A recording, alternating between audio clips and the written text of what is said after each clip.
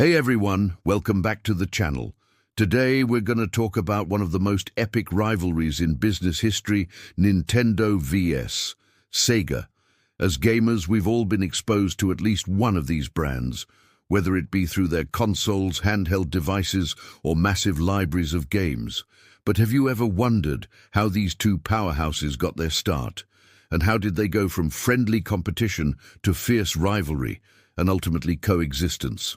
Well, you're in luck, because today we'll explore the history of Nintendo and Sega and how their relationship has evolved over time.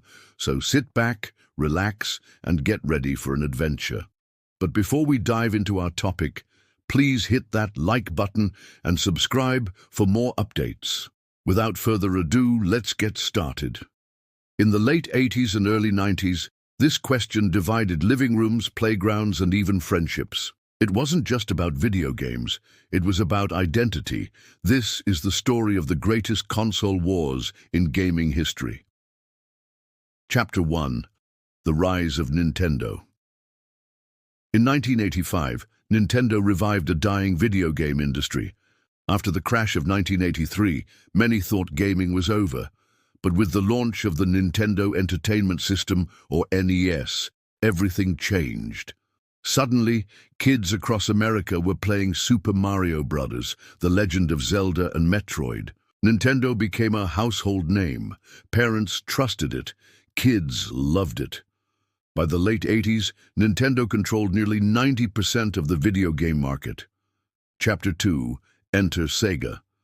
But Nintendo wasn't alone. Sega, a Japanese company already making arcade hits, wanted a piece of the action. With the release of the Sega Genesis in 1989, they introduced something different. Faster graphics, edgier marketing, and a new mascot ready to take on Mario, Sonic the Hedgehog. Sega wasn't just selling games, they were selling attitude. Their slogan said it all: Genesis does what Nintendon't. Chapter 3. The Playground Wars. In schools and neighborhoods, the debate was fierce. Nintendo fans bragged about Super Mario World and Donkey Kong Country. Sega fans fired back with Sonic 2, Mortal Kombat, and Streets of Rage. Each system had exclusives that defined a generation. It wasn't just consoles, it was culture. Sega positioned itself as the cool, rebellious choice, while Nintendo remained the family-friendly giant. Chapter 4. Advertising and Rivalry. Commercials became weapons. Sega shouted in-your-face slogans, while Nintendo leaned on its reputation and legendary franchises. Gaming magazines fueled the rivalry, comparing graphics, gameplay, and sales. It felt like a true battle for the soul of gaming. Chapter 5. The Shift of Power. For a while, Sega gained ground. In the early 90s, the Genesis outsold the Super Nintendo in the US, but Nintendo fought back with hits like Super Mario Kart, Star Fox, and Donkey Kong Country. By the mid-90s, the Super Nintendo pulled ahead globally, and when the next generation arrived, the Nintendo 64 and Sony's PlayStation, Sega struggled to keep up. So how did these two iconic brands go from fierce rivals to coexisting in the gaming industry? Well, let's find out. The rivalry between Nintendo and Sega was one of the most intense and defining moments in gaming history.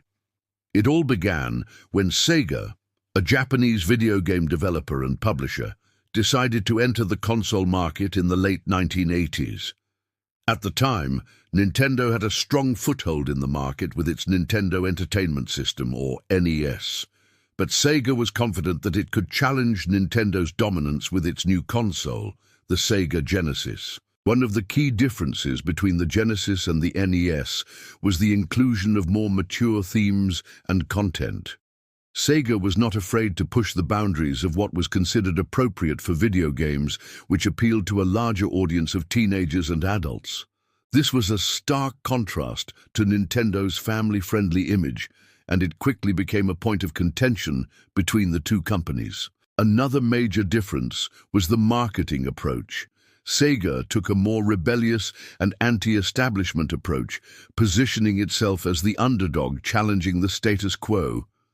This was reflected in its advertising campaigns, which often featured fast-paced action and edgy language.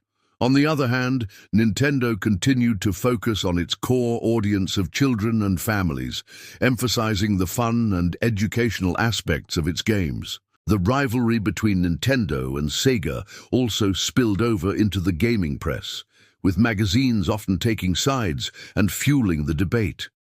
This created a sense of community and belonging among gamers who identified with one brand or the other.